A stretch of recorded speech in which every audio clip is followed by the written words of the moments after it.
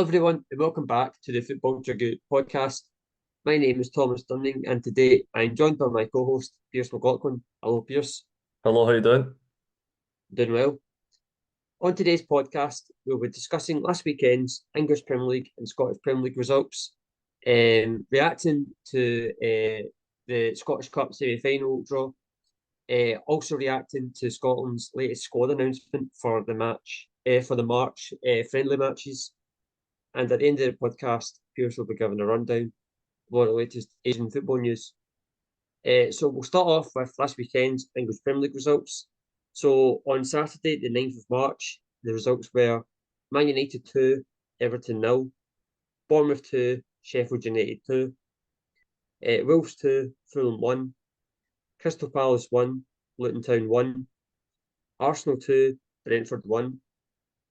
And then on Sunday, the 10th of March, the results were Aston Villa 0, Tottenham 4, Brighton 1, Nottingham Forest 0, West Ham United 2, Burnley 2, Liverpool 1, Man City 1. And yesterday, the Monday, the 11th of March, we had one match, which was Chelsea 3, Newcastle United 2. So, Pearse, as always, which match from last weekend stands out to you the most? I think probably the most shock result is probably the Aston Villa 0, Spurs 4. I thought obviously Aston Villa had a tremendous season under Unai Emery. But he has had a few shock results along the way, and he just came out against an inch Postecoglou Tottenham side that was just on their day, was just relentless and really hard to stop, and they couldn't really get to grips with them. And also that front four is really interchangeable when you've got Son, Brennan Johnson, Maddison, and Dejan Kulusevski. I thought they can interchange alternate positions, and they just kind of caused them problems. And then obviously culminating in an uncharacteristic John McGinn red card, which is something that's not really like him to do, because he's a captain for Aston Villa, he's vice captain for Scotland, ever reliable, play a number of positions, brilliant footballer. So for him to lose his cool at you know that he was having a bad day and he was just frustrated. But no, Tottenham I thought were sensational. Um, and that's now Son now joint fifth in terms of like 150 Premier League goals, I think it is now. So pretty incredible statistic for him. And I'm sure he'll break it and go into the top four soon. In terms of the other big game, it's got to be the Liverpool Manchester City. Basically one of the title deciders. But this gave Arsenal an impetus to now go top of the league. But as you can see, the top of the table is really, really tight. And in terms of the match itself, I thought it was really end to end. I thought both teams had really good chances. Very on City, like the goal that they scored with John Stones, a short corner at the front post and nips in front of the defenders, unmarked John Stones. And then obviously Alexis McAllister gets a goal back for the penalty spot. But I think there was a few talking points, especially the docu on McAllister, which potentially could have been a red and another penalty. But in terms of Klopp and Guardiola, this is the last time we'll probably see them play together, play against each other in the Premier League, which is a sad day. But the record against each other is pretty similar. A lot of draws, and I think it's 7 wins for Klopp, 8 for Guardiola. So no, they've been really good mercenaries. And it just shows you that they're neck and neck in the Premier League, and it's going to go down to the final day, I think, between them, they two, and also Arsenal. And for they two, we must standout fixtures. Yeah, my standout fixture is the one you just discussed, which was Liverpool 1, Man City 1. It was a really good match. For me, probably the match of the season in the Premier League so far. I thought it was, really high quality match. I thought Liverpool did really well.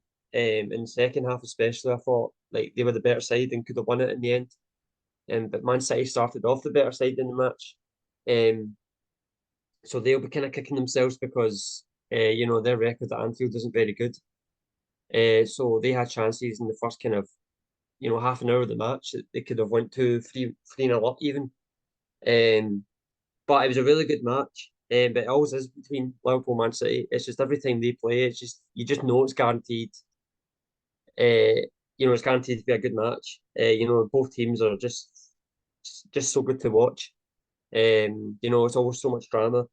And then, as you just said there, Pearse, about the fact that that's potentially the last time we might see Klopp and Guardiola go up against each other as managers. They've since the last kind of nearly 10 years since Klopp and Guardiola have come into the Premier League, the matches that they've kind of served up has been amazing. The rivalry's been amazing as well. I was actually wanting to ask you about that, about Klopp and Guardiola. Do you think that's the best rivalry ever in the Premier League? I don't know about the best, but for me, it's certainly up there in the top three. Because obviously we've got Arsene Wenger, Sir Alex Ferguson, Arsene Wenger, and Jose Mourinho. So I think Guardiola and Klopp in recent times, probably a wee bit of recency bias, but in terms of the fast pace, both teams want to attack. There's been goals galore. Man City have been humbled by Liverpool and vice versa a few times. So it just shows you on any given day, both sides could beat each other, and they've both been a joy to watch. And as you can see, the respect they have for each other is incredible because they both know they're both world class managers. Yeah, and it'll be a sad day to see Klopp leave Liverpool and the Premier League because the battle between the two has been incredible. Yeah. Like I saw someone ask this question, I think it was a couple of days ago, if whether this is the best rivalry in the Premier League. I don't think it is. I think it is Sir Alex Ferguson and Arsene Wenger because just how close they were in terms of titles won. Like during this rivalry between Klopp and Guardiola, Guardiola's won I think it's like 6 Premier League titles and Klopp's only won one. So you could say that Pep Guardiola's got the best out of the rivalry because he's won many more trophies. Whereas between Ferguson and Wenger, it was all so close between them. So I just think Ferguson and Wenger, in terms of passion, in terms of intensity, I think that was the best rivalry. But in terms of like entertainment and you know, just that kind of you know, just the fun basically. I just think that Klopp and Guardiola, you could make a really good shout that they are the best rivalry because every time they play each other, it's just so entertaining. The matches never fail to disappoint. And yeah, it's going to be a really sad day when you know we might never see Klopp Guardiola go up against each other again. It's been such a good rivalry. And yeah, but my standout match from the weekend was Liverpool Man City match. And then, as you just briefly said, I just wanted to briefly touch on Aston Villa 0, Tottenham 4. That was a big match in terms of the top four. Aston Villa were really disappointed because they never really turned up on Sunday. They were really kind of leggy and tired, I felt. They did play last week in the Europa League, in the Conference League against Ajax. So I think that might have taken out of them. And Tottenham kind of capitalised on it, and especially in the second half, they got all the 4 goals in the second half. And that now gives them, in my opinion, I think they're now in pole position to finish in that 4th place and get into that Champions League. And yeah, as you said, John McGinn, in my opinion, I think it was sending off. I just think he went a bit too over the top. But I just think it was just, as you said, out of frustration that his team didn't play well. So yeah, my standout match from last weekend is the Liverpool 1, Man City 1 match. So we'll now move on to last weekend's Scottish Premier League results. Sorry, no, because there was no matches that got played last week in the Scottish Premier League, so it's just the Scottish Cup results. So I'll just quickly go through them. So on Saturday, the 9th of March, we had one match in the Scottish Cup, which finished Aberdeen 3, Warnock 1. On Sunday, the 10th of March, we had 2 matches, which was Celtic 4, Livingston 2. And then we had Hibs 0, Rangers 2. And then yesterday, which was Monday, the 11th of March, we had one Scottish Cup match, which was Morton 0, Hearts 1. So just before we discuss the Scottish Cup quarter-final matches, we now know the draw for the Scottish Cup semi-final. So it'll be Celtic versus Aberdeen and Rangers versus Hearts. So Pearse, I just want to ask you first of all about the quarter-final matches. Which one stands out to you the most, and then we'll discuss the semi-final matches coming up. Yeah, so I think probably the standout fixture for the standout result was probably the Aberdeen 3, Kilmarnock 1. Just been considering the form that Aberdeen have been in, it's been pretty dismal to say the least. They've not got a win in the last 6 or 7 matches in the SPFL. And then obviously Kilmarnock, who have been on a terrific run of form under Derek McInnes. And they look favourites for finishing third or fourth in the Premiership this season. And you expect them to go back to their stomping ground and potentially get a win, but Aberdeen seemed to just get the crowd behind them and managed to get enough over the line. I thought Junior Hoylett was a standout for me. I thought he was just really creative and he caused Kamala all sorts of problems down that left-hand side. No, but I thought that was the standout result for me. I thought Aberdeen were brilliant on the day, and it just shows you the quality that they do have. It just the fact is they're probably low in confidence. Also going to touch on obviously Neil Warnock. That was his last match. After the game, he said he's going to be stepping down his interim charge as Aberdeen look to push on and potentially appoint a permanent manager during the international break in a few weeks' time. So I think that all that kind of news surrounding the game, I think that is probably the standout game for me. Yeah, so my standout match is the Celtic 4, Livingston 2.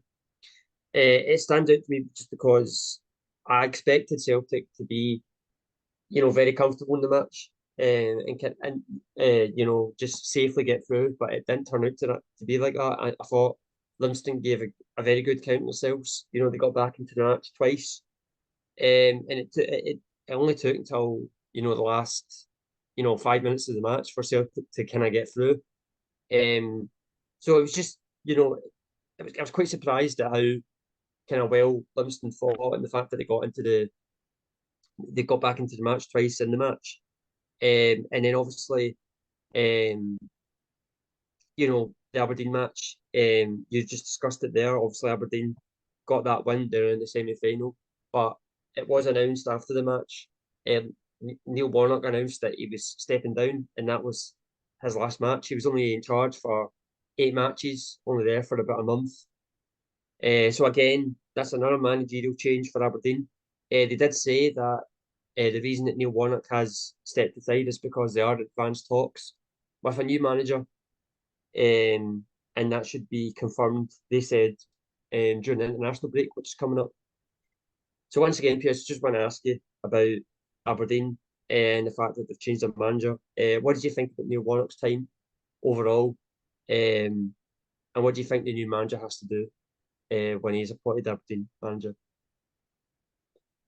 In terms of Neil Warnock's tenure, in terms of the Scottish Cup, I think he's done brilliant in getting Aberdeen to a semi-final. I don't think that can be overlooked. And I think obviously we know his personality. I think he's been box office. I think that's been more memorable from his time in Scotland. Because in fact he's always wanted to manage up here. He's now done that. He's managed a massive club in Aberdeen. And I don't know maybe if it's the expectations were just too much for him, but he couldn't get any positive results in the league. And you look at some of the you kind of struggle to see the style of play he had. I know it was only a short time, but football's a results business at the end of the day. I think he was meant to stay in until the end of the season, but the fact is obviously new manager's potentially going to come in and the results weren't that great in Aberdeen. Are now potentially being dragged into a relegation playoff place. So no, I think in terms of new manager, whoever that shall be, I think the most important thing is getting the confidence back in the Aberdeen players, getting back to basics. Because you see what Barry Olsen did last season, and they went on a tremendous run. and that carried into Europe this season, but it never patterned out into the Scottish Premiership. So the fact is, a new manager will want to come in now because they've got a Scottish Cup semi-final date against Celtic at Hampden. So that's it's an incentive to come into the building early, see what you've got in the club, try build towards the summer, and then you've got a window in pre-season to try build towards next season and have a successful campaign. But I think the most important thing, Tom, for the new manager is to have just try to get that belief back in the players because, as you know, you look at Aberdeen squad, it's filled with quality. They're just not performing at their highest level, and that's the be all and end all. Yeah. So obviously, I agree with what you just said there. In terms of Neil Warnock leaving, I was surprised at that. I was so unexpected. I didn't expect it just because of how short it was, basically. Like when I think about it now, I don't really see the point why he was here. You know, he's only managed for a month at Aberdeen, and now all of a sudden he's gone. Like I don't really understand now. Now I think about it, I don't really understand why he was here, and it just makes me think about Aberdeen. It's just always chaos with them now. Ever since Derek McInnes left, about 4 years ago, right? They've chopped and changed the managers. They don't really have a set, plan as to what they're doing. And that's them now going on to another manager. So in terms of Neil Warnock's time in charge, although how brief it was, it didn't really go well for him, to be honest. I mean, he got them into the semi-final, but he never won a league match while he was here. He didn't really seem to get that bounce that we all thought he would get out of the Aberdeen players. So yeah, it's quite hard to judge because he wasn't here long enough to really suggest, if there was like what really happened. So, yeah, I was really surprised. And then in terms of the new manager, whoever that is going to be, I've got a feeling it's going to be a foreign manager. I don't know why, I just do. But first of all, he's going to have time because Aberdeen never seem to give manager time, but they're definitely going to have time, and they're going to have to sort out a style of play that is kind of positive, that's modern because they seem to play this kind of long ball style that doesn't really suit them. So I'd like to see the new Aberdeen manager play a kind of good possession-based football that's quite progressive. Um, and obviously that it has to get back from the summer as well because you said it's a good squad. I'll be honest, I disagree. I don't really think it is a good squad. Apart from Miovski, and Graham Shinney, who is the captain, he is a leader for them. Like a lot of the other players that I haven't really been impressed with so far. And yeah, I think in the summer it's going to be a whole lot of changes for Aberdeen. Because the league form this season has been dreadful, and although I don't think their squad is that great, they definitely should not be where they are. They should be definitely top six comfortably. So yeah, it's once again it's pretty chaos at Aberdeen. Um, you know, and during the international break, we'll on this podcast we will probably discuss the new manager, and we'll see how he could maybe fix things at Aberdeen. Obviously we've got the Rangers game. Rangers got through that match comfortably.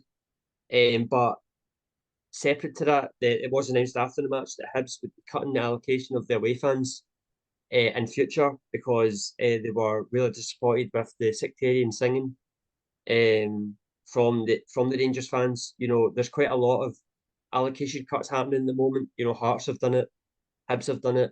I think St Mirren did it as well.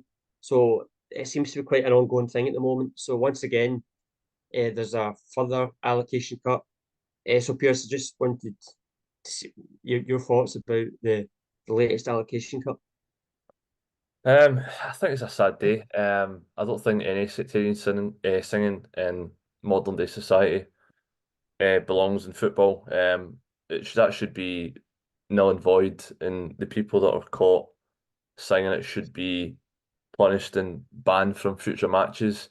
And in terms of allocation cuts, it's a sad indictment of where the Scottish football is going to end up because, like you said, Hearts have done it for both both sides of form. And now if Hearts have done it for Hibs, and Hibs are going to do it for Hearts and Old Firm as well.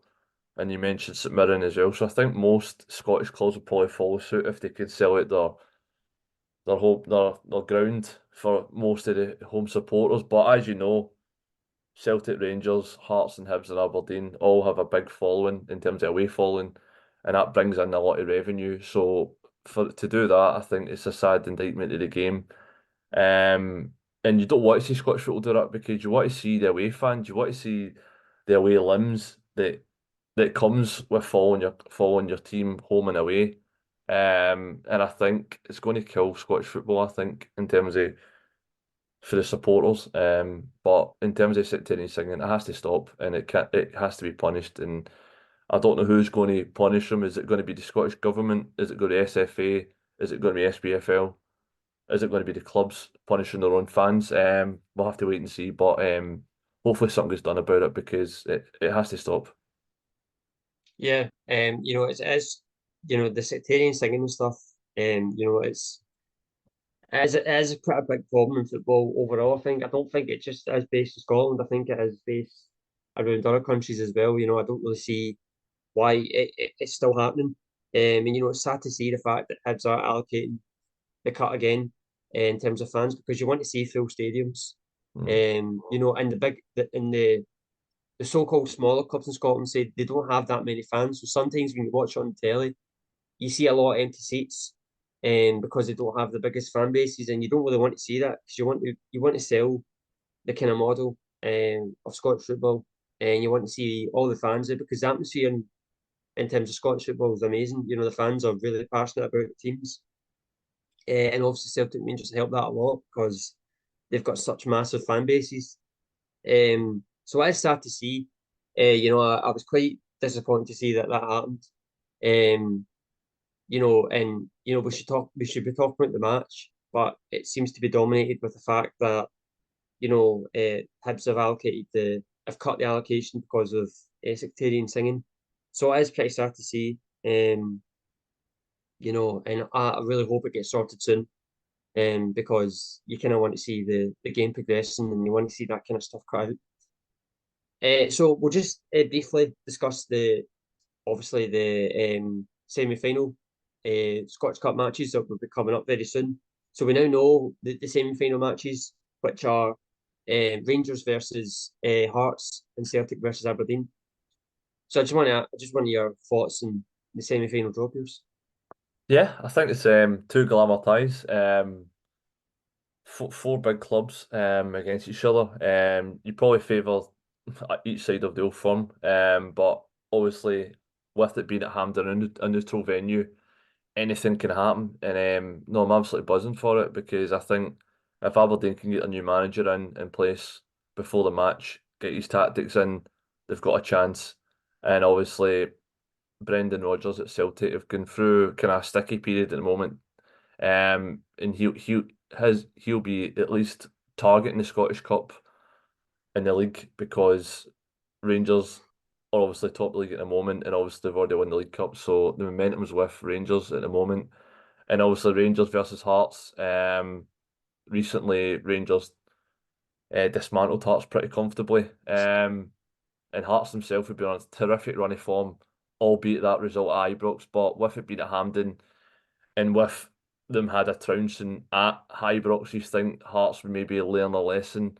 And obviously they beat Celtic recently 2-0 as well at Tynecastle, so they'd be pretty buoyant that they can get a result off either side of the Old Firm. So I think both matches are going to be absolute blockbuster, and I can't wait for it. Yeah, it's going to be some quite interesting semi-final ties. Four big clubs in Scotland, arguably the four biggest clubs in Scotland, in the Scottish Cup semi-final. So it's going to be, it's going to be really good matches. Hearts have had a really good season. Although Aberdeen haven't had a good season, they have been to a final of the League Cup, so they know how. So they've got experience of getting through a semi-final this season. So it's going to be really exciting. I think Celtic and Rangers will be glad that they've avoided each other because it's so neck and neck between them. I think they two are the favourites to win the Scots Cup, but you can't really call between them who's going to win it. So I think they are glad that they have avoided each other. I do expect it to be a Celtic versus Rangers final. But as you just said, it's a neutral venue, Hampden Park. Anything can happen in these kind of matches. I'm always excited for the Scottish Cup semi-final and the final, obviously, because I always just think that it's the last trophy. Um, you know, outside the Celtic Rangers is the last trophy for the other clubs to kind of win. And they always really seem to go for it because they really want that silverware at the end of the season. So I'm really looking forward to it, and obviously, when the matches are played, we'll discuss it on the podcast and give our thoughts to the two semi-final matches that were played. So we'll now move on to the latest Scotland squad announcement. So today, on Tuesday, the 12th of March, Steve Clarke announced his latest Scotland squad for the two friendly matches, which will be played against Netherlands and Northern Ireland. So I'll quickly go through the squad, the players that were picked. So the goalkeepers were Xander Clark, Craig Gordon, Angus Gunn, and Liam Kelly. The defenders were Liam Cooper, Grant Hanley, Jack Hendry, Scott McKenna, Nathan Patterson, Ryan Porteous, Anthony Ralston, Andy Robertson, John Suter, Greg Taylor, and Kieran Tierney. The midfielders were Stuart Armstrong, Ryan Christie, Lewis Ferguson, Billy Gilmore, John McGinn, Kenny McLean, and Scott McTominay. And lastly, the strikers were Che Adams, Lyndon Dykes, and Lawrence Shankland. So, Pearse, what's your thoughts on the squad? It's a pretty strong squad. I think obviously we've got to talk about probably the shock conclusion is probably Craig Gordon at the age of 40. Yeah, yeah. Because obviously now 41. 41, there you go. Probably the oldest member that I've seen in a Scotland squad for a long time. And obviously he's probably now second fiddle at Hearts. Obviously he's not long recovered from a leg break last season. So apart from that, the standout is probably Kieran Tierney. It's great to see him back playing for Sociedad, playing well, and obviously back in the Scotland squad because he will be vital for us. Because you've got Andy Robertson as well. So having they two fit, and I think we've got to touch on Lewis Ferguson as well. I think he's had a tremendous season at Bologna. It's been reported in the last couple of days that he's been targeted by Juventus and Napoli, upwards of €25 million. So Aberdeen will be licking the lips because they're entitled to 15% of the sell-on. And obviously, probably the star striker that Scotland have got is probably Lawrence Shankland at the moment. Just keeps going from strength to strength. So, all in all, for me, I think it's a very strong Scotland squad. And I think it'd be quite similar. Probably one or two changes for the Euro squad, but I think that is potentially one of the strongest Scotland squads you could possibly have. It'd be a good test against Holland. I think that'll be the toughest one. And then Northern Ireland, you expect Scotland to win that one pretty comfortably. Yeah, so in terms of the squad, there's no real surprises in there. No new players that have been picked before. They've all been capped, all the players in this squad. Obviously, Craig Gordon is a surprise because, obviously his age, but we never really expected him. I mean, I'll be honest, when he broke his leg last year, I never thought I'd see him back in the Scotland squad. So the fact that he's got back into the squad at 41 years of age is all the credit to him. I don't really understand why Steve Clarke's picked four goalkeepers. I don't really get that. But I'm past the point where I kind of doubt Steve Clarke, and I believe in him so much now just because of what he's done. So I'm not really going to hammer him for that. But it's a really good squad. Obviously Aaron Hickey's missing. He's been out since October with a hamstring injury. He's not played this season. Sorry, he has played this season, but he hasn't played since October. And it's getting quite close to the end of the season, and I don't know if he's going to play again this season, which is quite a blow because he is our first choice kind of right wing back. And we kind of really need him for the Euros. So hopefully, fingers crossed, he gets back playing before the end of the season and kind of gets a run of games before the Euros. But There's no Kevin Nisbet. He hasn't played a lot. There's no Jacob Brown as well. So they kind of drop out the team. But I think these two matches against Holland and North Ireland are really good. Holland, as you said, is going to be our toughest one. They're a really good side. And they'll probably have most of the ball. Possession based team. And we're playing them as well in Holland as well. So that's going to be a pretty tough match, but a good match for the squad. And then obviously Northern Ireland, it's kind of a totally different match. We'll be the favourites to win that. So it's two really good friendlies, I think. This is one of the last squads now until the Euros. So I think Steve Clarke's, really going to start. I think this squad, I think he'll probably make his mind up as to who is going to go to Euros. So it's really exciting. It's kind of quite close now to the Euros. I can't really wait till it starts. But obviously, with this international camp coming up, we will discuss the matches that get played between Holland and Northern Ireland, and we'll give our thoughts as to how the squad kind of got on. So for the final part of the show, Pearse will now give his Asian football roundup. Yeah, so we're going to start off with some G League One action. So it was obviously round 3 of the 2024 season. So Saturday the 9th of March, we had Alberts Nagata 1, Nogo Grampus 0, Jubilo Awata 0, Kawashiri Reso 1, FC Machida Zelvia 1, Kamashiro Antlers 0, Avispa Fukuoka 1, Shonan Belmare 1, Sanfrecce Hiroshima 4, Sangon Tusu 0, Ceres Osaka 2, Tokyo Verde 1, FC Tokyo 1, Vissel Kobe 2, Kawasaki Frontale 0, Kyoto Sanga FC 1, and then Sunday the 10th of March we had Hoikuro Constable Sapporo 0, Urawa Red Diamonds 1. So it's leaving the table looking like this. So at the top of the table we have Sanfrecce Hiroshima, top of the table, 7 points, with a +6 goal difference, and it's obviously very tight at the top, so it's them, and then second place with Kawashiri Reso, also on 7 points, and FC Machida Zelvia, the newly promoted side in uncharted territory, in their maiden campaign in the G League One. They're also in third place, joint on 7 points as well, only separated by 4 goals. So it's really tight at the top of the table, and it's nice to see other teams, because Kawashiri Reso last season struggled, just avoided relegation. FC Machida Zelvia, newly promoted from J2, and Sanfrecce Hiroshima last season were kind of mid-table side. So no, it's exciting to see. So at the bottom of the table, in 18th position, we have Tokyo Verde. 3 games, they've had 1 point, and struggling so far, adapting to life in the J League One. And in 19th position, Hoikuro Constable Sapporo, also on 1 point. And then we've got No Grampus at the bottom of the table. 3 games played, 0 points, and a -5 goal difference. So they're struggling this season. They finished 4th last campaign. So Logan Grampus were hoping that Casper Junkert will be scoring goals, and hopefully they can start moving up the table, because they were a strong outfit last term.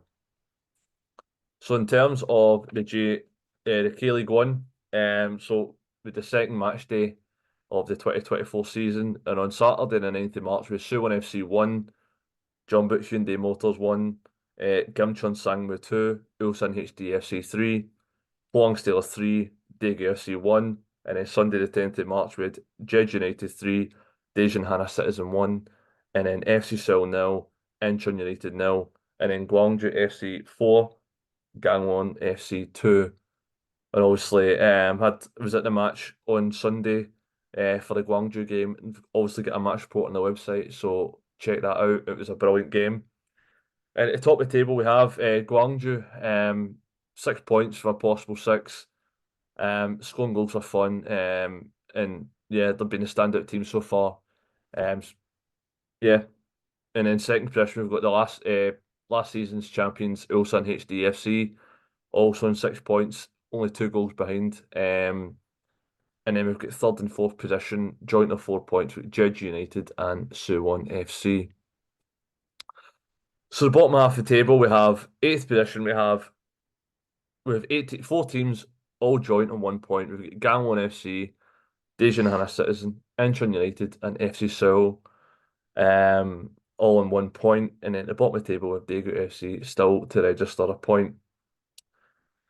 So it's exciting so far this season, and also we witnessed Incheon and Seoul have record-breaking attendances at the match at the weekend. 51,000 people attended. The Jesse Lingard effect in the Key League One is really and truly in full swing. The match did disappoint itself, and Lingard will, I'm sure, will have better performances, and Seoul have yet to score a goal in 2 matches. So they'll be looking for a lot better in the coming weeks and coming months. So South Korea have announced their squad for the 2026 FIFA World Cup Asia second qualifying round match against Thailand, which is a double header. So the first leg is going to be on Tuesday, the 21st of March, and it's set for an 8 p.m. kickoff, and it'll be held at the Seoul World Cup Stadium. And then the return leg will be on Tuesday, the 26th of March, at a 9:30 kickoff, and that is at the Raja Mangala Stadium in Thailand. So in terms of the squad, so there's quite a lot of new players in and around the squad. So we've got Lee Chang-Gun in goals, Hwang Kyung-Gwon, Lee Myung-jae, Kim Moon-hwan, Cho Yu-min. So these are all new players that weren't in Klinsmann's Asian Cup squad. And then we've got Umon Sang, who's been a revelation for Ulsan this season and last term. Park Seung-Ho, it's his first stint in the squad since the 2022 World Cup, the new Birmingham City midfielder. And then Jong Ho-Yeon, was a K-League One Young Player of the Season last year for Gwangju, and he's started the season on fire as well. So it's good to see him. And obviously, South Korea have had problems in midfield. And then Joe Min-Kyu, potentially going to be so top goal scorer last 2 seasons in the K-League One. And they just 33. It's a surprise inclusion, but I think it's thoroughly deserved. Yeah, so Hwang Sun-hong, the caretaker boss for the men's national team, announced a 23-man squad on Monday for Korea's upcoming World Cup qualifying contests. Taegut Warriors will host Thailand at 8 p.m. on the 21st of March at Seoul Cup Stadium in a Group C action of the second round in the Asian qualifying for the 2026 FIFA World Cup.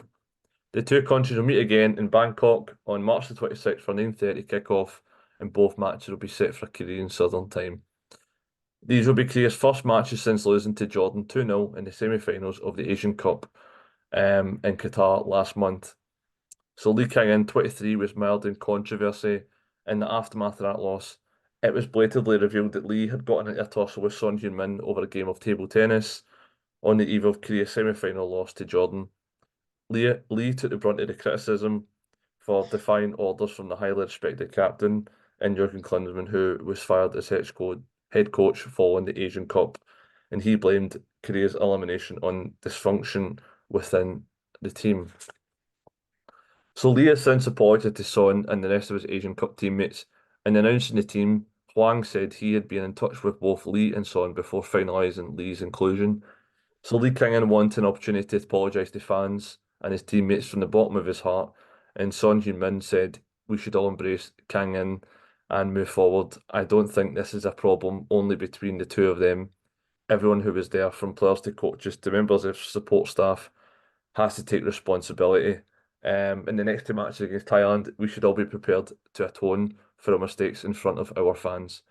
Hwang coached Lee on the under-24 national team that won the gold medal at last year's Asian Games in Hangzhou, China. Hwang is currently head coach of the Korea under-23 national team, trying to qualify for the Paris Olympics, and will hold the fort for the senior squad until the KFA names a full-time boss. And he was asked if Lee's presence on the team would cause a distraction for the national team. Hwang said he didn't want to kick the can down the road. I understand the fans may still be angry with him, but I've made this decision as head coach of this team. If we hadn't picked Kang-In this time, maybe we would have averted a crisis for the time being. But I don't think calling him up for the next window would have solved all the problems. Based on my experience as a national team player, I think the issue like this could end up making the team even tighter the faster you address them. So this iteration of the team includes many of the usual suspects, including Son, who scored in each of the past two matches for Tottenham, and Kim Min-Jae, centre-back for Bayern Munich. And Ulsan HD FC forward Joe Min-Kyu has earned his first selection at the age of 33. Joe's won 2 of the past 2 scoring titles in Korea's K-League 1, and no one has netted more goals than Joe's 56 from 2021 to 2023. According to the KFA, Joe is the oldest Korean man to earn a first international call-up at the age of 33 and 333 days. If Joe plays on March 21st, he will become the oldest Korean male player to get his first cap at the age of 33 and 343 days. Korea beat Singapore 5-0 and China 3-0 to begin the second round in November. There are 9 groups of 4 countries in this stage. The top 2 teams from each group will advance to the third round. Ranked 22nd in the world, Korea have 30 wins, 7 draws and 8 losses against 101st ranked Thailand. So the world was shocked to learn of the passing of Akira Toriyama at the age of 68. Akira Toriyama, the legendary manga artist, character designer and creator of the long-running manga and anime franchise Dragon Ball. Toriyama died on March 1st at the age of 68 due to an acute subdural hematoma, a blood clot in the brain. Toriyama's death comes as a shock. He was old, but not that old, and there were no public signs of declining health. An industry full of rapidly grade characters, run ragged by the unaspiring demands of the profession. Toriyama was forever youthful and always smiling. In its announcement of his death, Bird Studio said Toriyama still has several works in the middle of creation with great enthusiasm. It's strange to think that he was so prolific, his influence so multi-generational, and yet somehow his what is now unceremoniously unfinished. His influence has spread so far and wide in the decade since he ended Dragon Ball in May 1995 after 42 volumes, with a parting message to his readers: tackle life with as much energy as Goku. I'll try to do the same. The football world is also in mourning, and we saw some amazing tributes in the past weekends from clubs, fans and players the world over.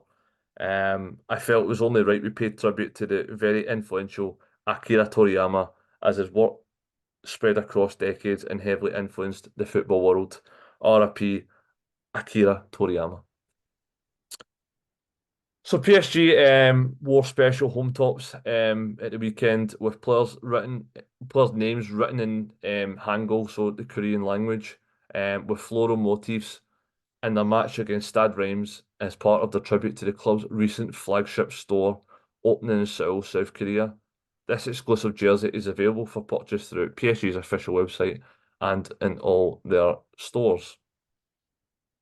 So the GFA will announce Japan's squad for the FIFA World Cup / Asian Cup Saudi Arabia 2027 preliminary joint qualification round 2 on Thursday the 14th of March at 2 p.m. Japan Southern Time. So Japan will play 2 matches, a double-header against North Korea.